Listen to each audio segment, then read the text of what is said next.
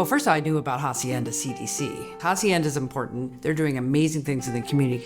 And I knew they were in a leadership transition, and someone says, Hacienda hired Ernesto Fonseca. And I was like, who's Ernesto Fonseca? So my immediate goal was, I got to meet this guy.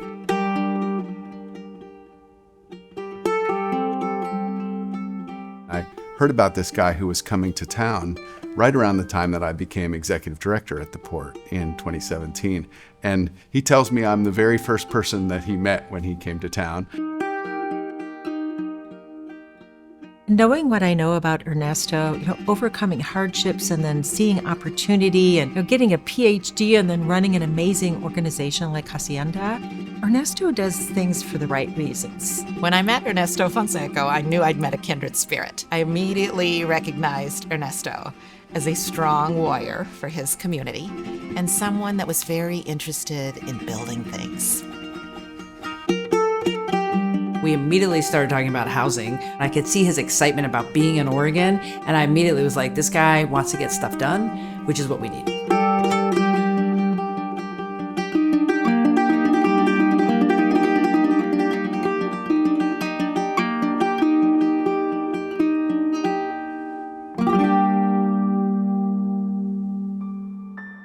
I was born in a very poor family. I don't want to romanticize, poverty or anything like that, but definitely, leaves a mark in your life. My former house was literally a tar paper house with no floors. It was dirt. Every time it rained, it was leaking everywhere. We had buckets everywhere. I used to sleep on a cot. Our streets didn't have any sewer, water, electric, nothing. I never felt poor as a child. As a teenager, I think that changed a little bit. I started to see people that had real money. I started to see people that had houses that were beyond my imagination. And then I realized that we were actually poor. As I was growing up and my father finally started his own little construction business and then bigger over the years, my housing conditions, helped me understand that wealth can give you a different set of conditions in which you live. That idea of housing and poverty and assets and all of that, it's an opportunity that very few people get to see. I started working for Hacienda on April 4th, 2017. I'm so attached to this because of that experience that I have. And I want to see more of that happening and building other people's lives through housing.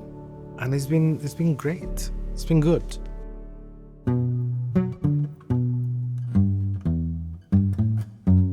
Ernesto is a brave partner with our public sector. That's not easy for many nonprofits to do.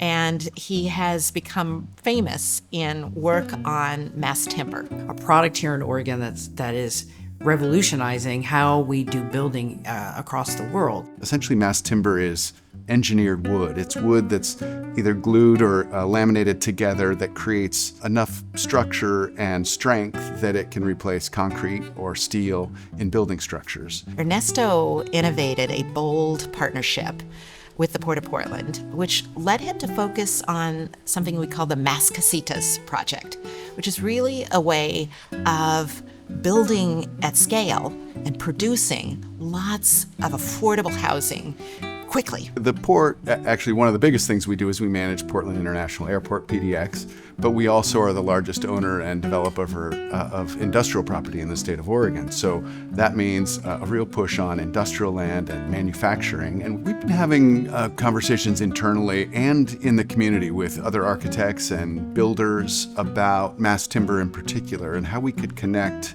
rural Oregon and timber harvest and jobs in the woods to jobs in the city and housing. What can we do about that? And Ernesto was in that orbit of, well, what if you tried this? The idea being that the units will be modular units that can build on each other and next to each other and create apartment buildings, say, or apartment complexes. When we sat down with a few different parties to say, is this something you think you could do? He was one who came in right away and said, don't know exactly how we do it, but we can do it. He asks at every step of the process, who's involved here?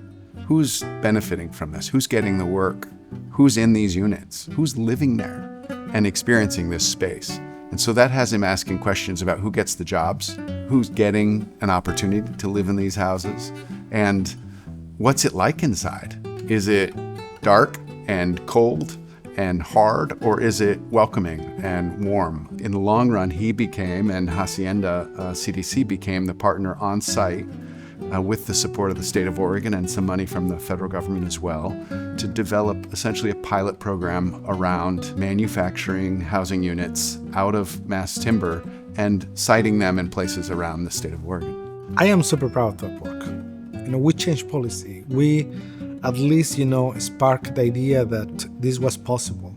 We have houses from Tallinn, Madras, Oris, you name it. I think we're at the beginning of a new wave where we'll be able to have housing that is affordable, that is beautiful, that is environmentally sound, and that's driven by some of the partners like Ernesto's Hacienda CDC, who are going to innovate the solutions.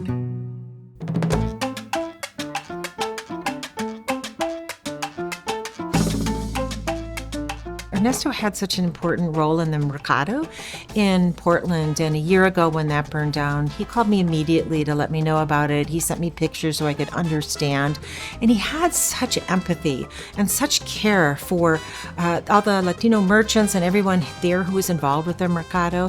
And I know somebody like Ernesto could overcome that in a positive way and set, even through that kind of tragedy, turn things around. So I look forward to the Mercado opening again, and that's because of his joyful leadership.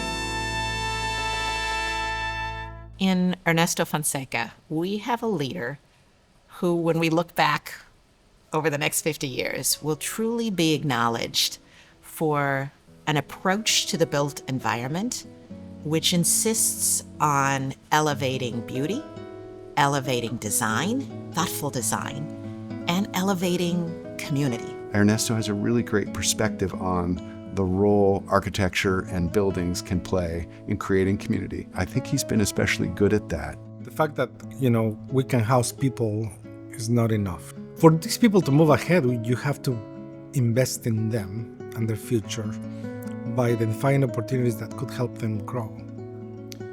And that's what we're trying to do with the Youth and Family Services Department and Economic Opportunity. We received about $5 million from Verizon to develop 3 learning STEM centers. We partnered with PCC, with Oregon State University, to develop our curriculum. We deliver classes and after-school programs and during-school programs at PCC, POIC, and our headquarters. We serve about 1,200 kids per year. That's impact. They are being exposed to industries that they typically don't see themselves belonging to. We don't believe that one formula works for everybody, but we do believe that at least, doing what we're doing, we have seen some lives being changed.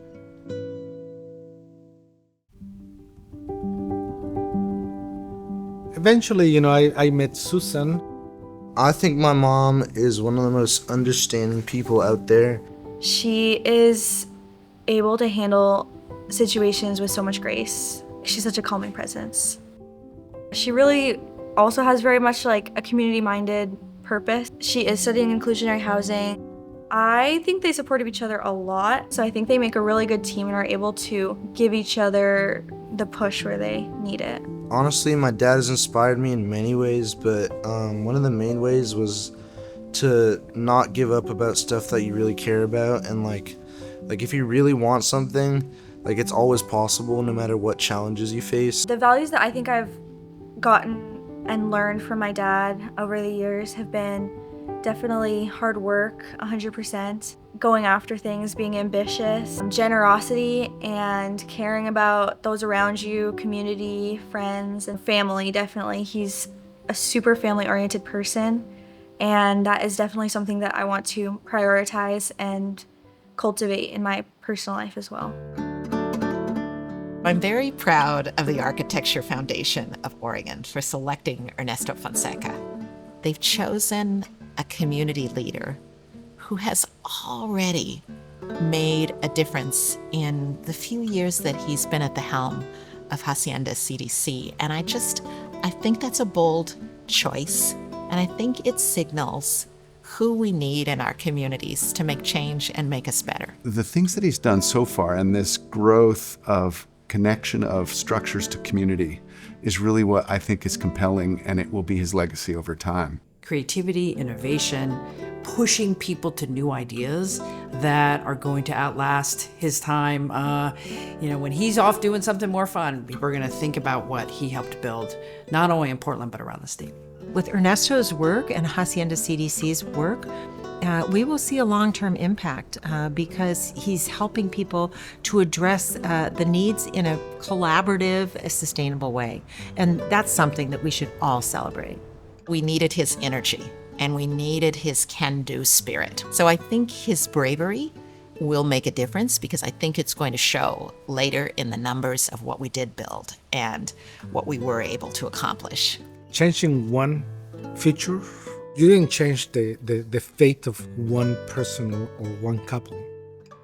You changed the fate of those individuals at that time and probably their future generations to come. That is the dream.